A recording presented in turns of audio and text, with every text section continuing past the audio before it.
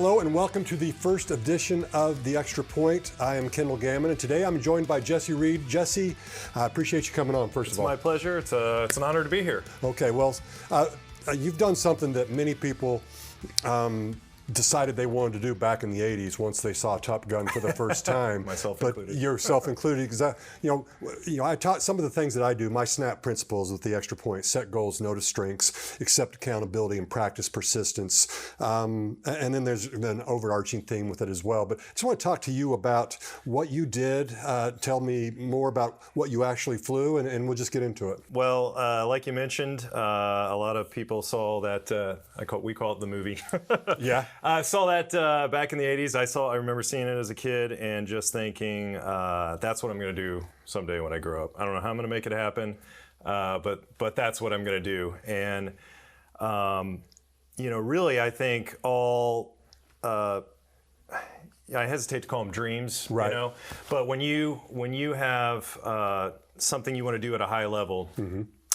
It starts with a vision, essentially. And every action, every step you take from that point where you develop that vision to the end game of here we are now, in this case, flying airplanes or playing in the NFL, all your actions got to sort of guide yourself towards that target. And for me, it can be as simple as inspiration, seeing something like that and realizing that's what I want to do. And all my actions are going to be very intentional towards making that happen someday. So in my case, yeah, and there's a little bit of serendipity involved as well. No question. In some cases, yeah. But that's the genesis of it all. How about when you first decided I think we were talking one other time. Did you literally write it down, or did you tell people this is what I'm going to do? I told people I told people I was going to do it, and more than once I got laughed out of the classroom. Right. I don't know how many times I was an elementary school kid, and we moved around a lot. I came from a kind of a broken family growing up with mm-hmm. Just my mom for several years raising me and my little brother.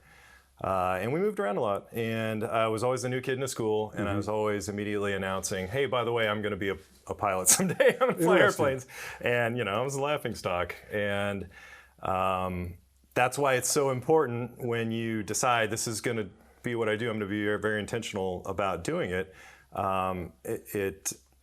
To stand up to criticism like that, right. and to stand up to ridicule or any kind of adversity you're going to face, you got to really believe it in your heart that you're going to take the steps to make it happen. So. No, I get that. I remember the very first time I went to a Chiefs game in college, walking around the stadium. I wrote about it in my book, Life's a Snap, and the Prince song "America" was playing, and I remember out loud saying to myself, I'm going to play in the NFL one day. Now, I didn't share it like you. It was my internal dream. It was my dream I had once I went to Pittsburg State. So I think that's fascinating. You wrote it down. I love the fact that you weren't afraid to let people know about it. Did you, as you moved along, and well, let's go back to this first of all, what plane did you fly specifically? I did most of my career flying F-18 Hornets and Super Hornets. And for the folks out there, if maybe you don't know, it's basically the same airplane. The Super Hornet was a new variant, a slightly newer variant that came out in the late 90s that was a little bit bigger and had some more capability. But for the most part, somebody at home looking at both of them side by side, they're kind of hard to tell the difference without a trained eye. So. It's funny. We look at it. You flew supersonic jets for a living. I threw a ball between my legs for a living. Not the most cerebral of things to do, but it was one thing. I joke about sometimes that at one point in time in the NFL, I was considered one of the best long snappers in the league. So I was arguably the best at my craft in the world. And the fact is, for me though, in my craft, and I joke about it, but it was my goal. Yeah. I joke about it, but there was never that chance of, quite honestly, of losing my life. Maybe get hurt, but we talk about battles in the football mm-hmm. field, but that's just a metaphor. Yeah. For you, you were truly in the battle. Truly in battles, yes. And but I like the parallel, and now I played high school football. Right. Never made it to another level. I really enjoyed that, but I think what drew me to the military and what still draws me to football and why I love it so much today are the parallels between the two different. We call them like lifestyles. Two different. Yeah. No, I think that's right. To me, on the football field, you've got the troops going to battle, following mm-hmm. the general in the battle, so to speak. And I think playing football early on and facing adversity in sports in general and all that is at least as far as the military goes, is a great parallel to prepare you for that, to prepare for failure, for heartache. Don't get me wrong, I being an F-18 pilot was great, and I also got to some pretty high levels that I'm very thankful to have done it, but it didn't come without a lot of failure and a lot of screw-ups along the way. Right. And, some of those hurt worse than others. But yeah, even the parallel, like you said, of personal safety, there's a lot on the line for whether you're snapping the ball or you're going out into combat. There's the guys that you're playing that's with. That's going to be the first and last time we compare snapping the ball to going out into combat. I promise you that I was not thinking that. But no, but I get it. I mean, it is amazing to me though, because we went from when you thought you were going to do it, and we'll probably jump all around, but now you're in the cockpit and you're in sorties over, I don't know, Afghanistan, Iraq, wherever it may be. I mean, you're doing it for real, which is what you train to do. I would assume, just like me getting ready, not just like me, but in a sense, in getting ready for a game, you train. Yeah. Then when it's finally, your time is called, you're like, okay, let's go. This is what I'm supposed to do. Yeah, exactly. And, probably, again, using the parallel of comparing the two with football and flying, there's the big picture. Right. You always want to go out and win the game. You want to win the Super Bowl. You want to win whatever. But at the micro level, in the moment, when you're snapping the ball or I'm asked to drop a bomb somewhere, you don't want to let those guys down. The big picture is the big war or the battle or whatever is going on. But at the micro level, this guy depends on me. The guy next to me on the line, the guy down on the ground depends on me, and I need to do my job to take care of him. And again, I have no shortage of parallels between the two. I'm sure. That's why I think I think this is such an appropriate conversation. Yeah. Well, it's interesting. You and I met at training camp this last year, and they were talking about some things, and I just happened to mention during my playing days and getting ready, how big visualization was for me when I got ready for the combine way back in 1992, and did it my whole life, and how I took in excess of 100,000 snaps during my career for 15 years physically, but I bet I took 10 times that mentally and the visualization side of things. And you came up and talked to me about that afterwards, and that's something that you guys really, as pilots, deal with also, right? It absolutely is. There's forms of rehearsal where you're actually doing stuff. So we call it chair flying. Right. So, if I was going to go out and do a big mission tomorrow or in a few days, I would rehearse all the steps sitting here in my chair at 1G, as we say, where there's not all the other external stress you I'm really good at 1G. I'm really good at 1G. Well, yeah. So you got to be good at it at 1G before you can be good at it at 7.5G. So wow. But even when I was just learning how to fly, the very first steps, new guy coming out of college in flight school, you got to know where all the switches are, and you got to be able to reach for them without looking under pressure. So we close our eyes, and I would practice this switch and that switch, and this is the fire control handle, and this is a fuel shutoff valve, and all those kinds of things that you need to know in the heat of the moment. Let's say the cockpit got filled up with smoke and fumes, and it's nighttime, and you had a full electrical failure, whatever. You got to be able to find that stuff off of instinct. We call it brainstem power. Okay. So when all the conscious stuff starts failing, unconscious competence. Exactly. That's what I tried to get with the NFL. The minute I got out there, no matter what was going on, I hoped that I'd done it so many times so that it just came. It happened. And Morton Anderson one time he's the Hall of Fame kicker. He was here with the Chiefs for a couple of years. I remember a game or two where he wasn't kicking well to begin, or in the pregame. Yeah. And he was like, he comes up to me and goes, Kendall, I don't know what's going on. Yeah. I mean, I'm not hitting him right or anything. I was like, dude, you've been playing for 18 years. When you get out, you just keep going and just keep working on it. And when you get out there, your body's going to take over. Yep. Sounds to me that's kind of what you're talking That's exactly it. And we call it brain stem power. Nice. That's the affectionate Navy term for it. That works for me. But yeah, when all else fails, don't overthink it. And you've done the reps a million times. You've done the muscle memory. You've done it with your eyes closed. You've chair flown it, as we say. And let what is ingrained now in your brain as muscle memory take over. And a lot of times that's a good way to operate. Yeah, for sure. Because we can psych ourselves out with conscious thought. That's where all the practice and all the stuff that we see all the glamorous stuff. We see the games. You see the movies, whatever. But it's all the work that gets put in that's 99% of your time spent in your craft that people don't see. That's really where you're making your money. It's not. The performance is the result. So. Your performance has really started weeks, months, years ago, because ultimately you can't get there. You talked about being accountable. I love that, and the fact of, when you're up there with your wingman. That's the only way I know to say it. I know it's silly, but I guess that's what it is. I mean, you're accountable to each other, or I don't know. When you flew, was the jet you flew? Did you have somebody behind you, or was it just you? So I flew a couple variants of the F-18. Some of them were single seat with just a pilot, and then some of them had what we call a WISO. It's a weapon system operator sitting in the back seat.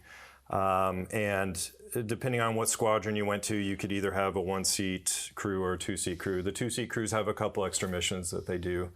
But yeah, I had the experience of flying with just in the cockpit by myself or with another crew member. But one thing that never changes, at least in the fighter pilot community, is you're always flying with another airplane out there. So whether you're in the seat by yourself, so I was correct you have a you always have, or you're a so you always have somebody to be accountable to. Exactly. That you probably have a fairly decent relationship with, have been around. Yes, but you may not. Also, you may not even know. Sometimes you show up in combat or in a mission, and you just know somebody by their voice over the radio, and that's about it. And I would think that would maybe be even more important to understand that. You trust that they were trained just like you were, and that they're going to give their all just like you. Yes, and at least again, and I'm speaking in military terms. I know I'm sure there's a lot of parallels, but we call it standardization. So I know, no matter who I meet up with in country overhead, I know if this guy was trained in the U.S. military and the Navy or the Air Force, we can speak a certain language without me having met him and him or her, and I know we're going to be able to communicate effectively. How about as far as it was glamorized in Top Gun, and then you get up there, and Top Gun is a movie for the ages. In fact, they're making the second one. I know we can talk about that here in a little next bit. Summer. There you go. He's getting paid for that, folks. He's going to get paid for that, I'm sure. But how many times did you experience people like, man, that just must be awesome, and they just think it's great, and they don't understand? Because I know for me, people be like, oh man, you're a long snapper. That's the best job in the world. They don't understand that my head's down, that I'm getting the crap knocked out of me, and that there's pressure, that I hold the fate of the team in my hands each and every time. How did you deal with that? I mean, did it bother you, or did you just understand sometimes people, if they don't know, they just don't know? You understand, because I mean, I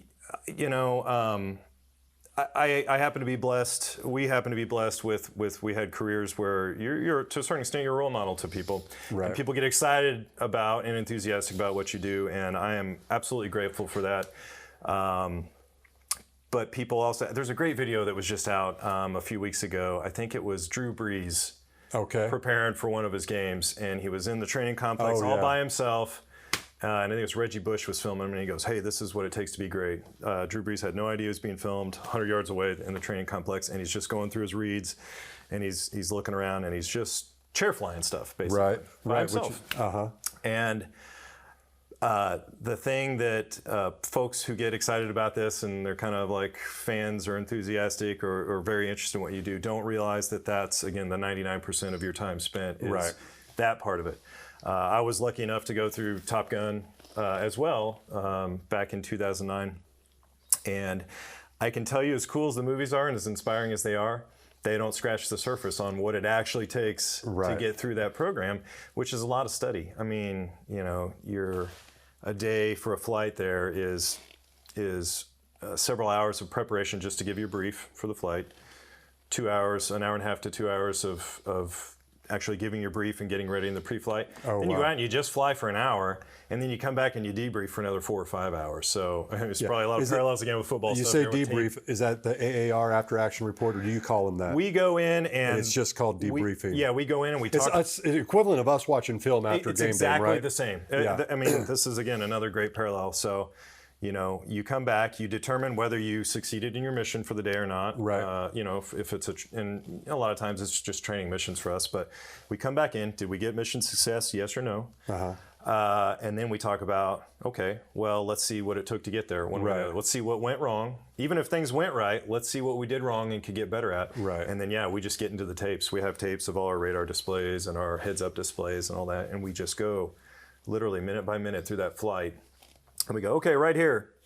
Okay, what are we thinking here? I should have done this, should have done that. Okay, we're our own worst critics, of course, I'm sure, which I think you have to be. The talk of you were inverted, and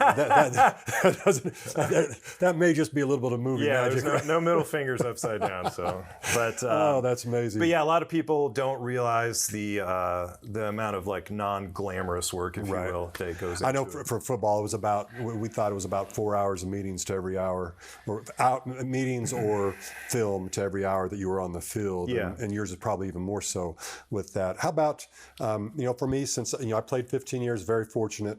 And then, I get asked, and I do teach people how to long snap, some high school kids, some college kids even.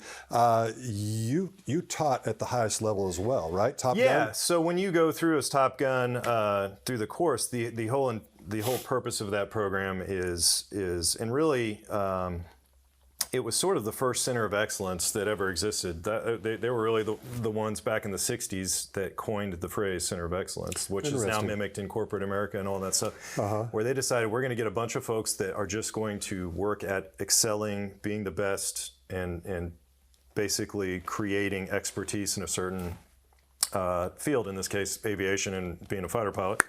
And then we're going to get so good at it, we're going to figure out the best practices and techniques to use, and then we're going to teach them to everyone else. We're not going to hold on to the secret. We're going to get really good at it through every tool we have, whether it's study of the adversary and just our own training reps and techniques.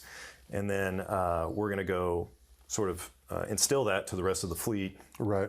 We call the fleet basically the rest of the Navy. Okay. So that Joe Schmo coming out of flight school can execute this and go out and be effective and win the game, so to speak. So, so as a Top Gun graduate, it doesn't end there. You don't just go, hey, high five, we finished this course. Right. You now it's your have job a to take it out. responsibility to go take it.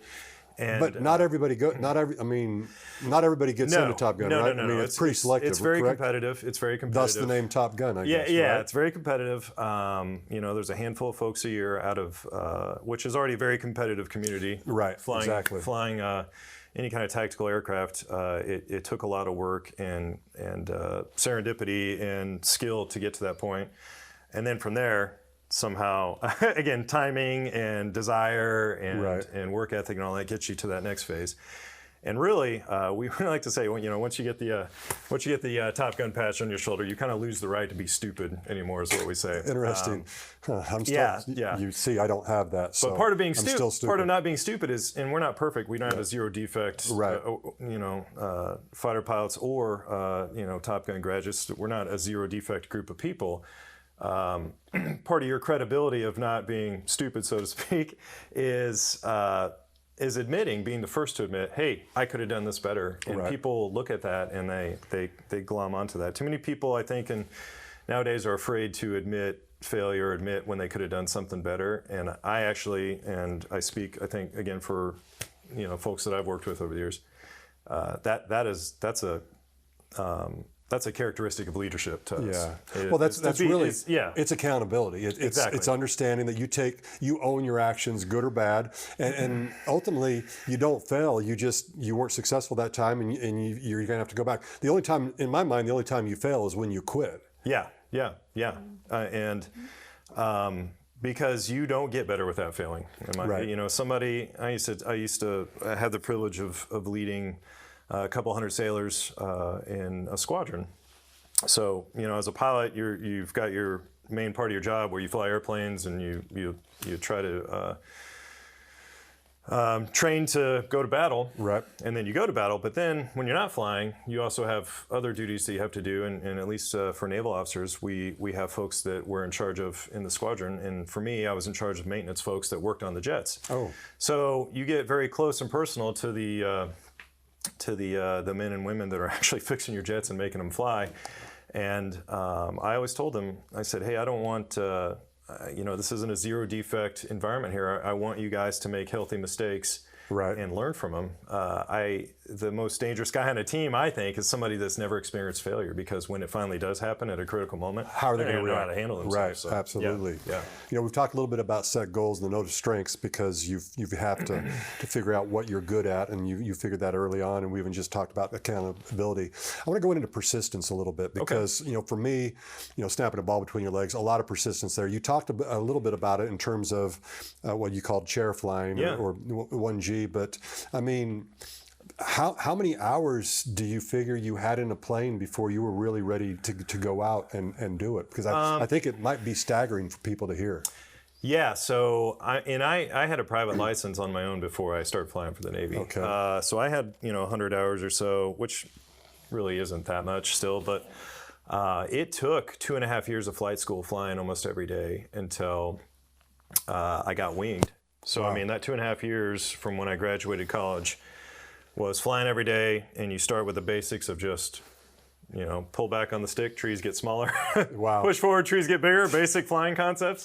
Right. To formation, to then advanced tactics, dogfighting, that kind of stuff. And then for us in the Navy is landing on the ship, which in itself is hundreds and hundreds of hours of just repetition, because that for sure is one of those things that you absolutely require brainstem power to do, or you can't do it, because there's no doubt the first couple times you do it, and for me, every time I did it at night, I was on brainstem power, because it's terrifying at Well, times. I mean, it's really amazing too. The fact of, I mean, it's physically it's taxing, also, isn't it? Because you hook on, so you have to, don't you?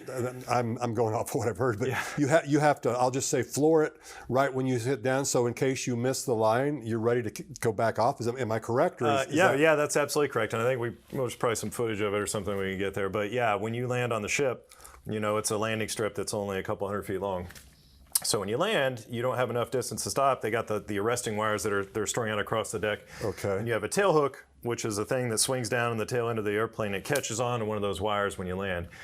Sometimes it catches, sometimes it doesn't. You have to be prepared for the worst case, which is it doesn't catch. So as soon as you land, you go full power. If you feel yourself hit a brick wall basically and come to a stop, okay, the wire caught. Wow. If you go full power and you just keep flying and go off the other end of the ship, you go, well, I guess we didn't catch it this time. Let's try it again. So that's amazing. But at daytime, not so bad. You can see things. You have a lot of visual cues. At night, black night with no moon, or maybe there's an overcast that's covering the moon and the stars and all the other ambient light, and you're just landing on it looks like a little postage stamp of lights in the middle of a black ocean. And then if you go off the end again, no visual reference whatsoever. You're trusting your instruments, and again, you're on brainstem power. You're doing what you've trained to do at that point, and you're trusting your training and working off muscle memory there. So that is amazing. You know, I thought it was a thrill to do what I did, but to me, that's 10 times above this. I know in talking to each other, you think what I did was kind of thrilling, but so we'll agree to disagree. But I think if we ask most people, it's going to be yours. Everything you've done, there always had to be something inside you that was pushing you. I mean, to make you at a young age want to do what you did. This is what we'll end on, which is to me is, what is your extra point? I mean, what is it that's pushed you to be successful, or pushed you to get by things when you weren't so successful? Because obviously that happened as well. I think a lot of it was my inspiration as a kid. So I had this dream of flying airplanes, but at that point, as a little kid, you don't really quite understand how to make things happen yet. But I watched my mom at a young age. My brother had leukemia when we were kids, so I have a single mom raising 2 kids. One of them has cancer and working multiple jobs. And I saw that persistence and that grit that she put in every day. And it as I got older, I realized, wow, that's not insignificant what she did, the amount that she took on her shoulders. And it was almost sort of like a sense of personal pride of like, I've got to live up to this family legacy of hard work and grit. So I have this thing I want to do. I realize it's going to take that. I don't have any choice in my own mind except to put in everything I have to it. It was further refined when my mom got remarried to who I consider my dad. He's been for years and years now. And he was also a pilot and an engineer and very inspiring, and sort of helped me cultivate more of the strategic long view of how to make things happen. So my mom, inspiration for like the hard work and the grit and the determination.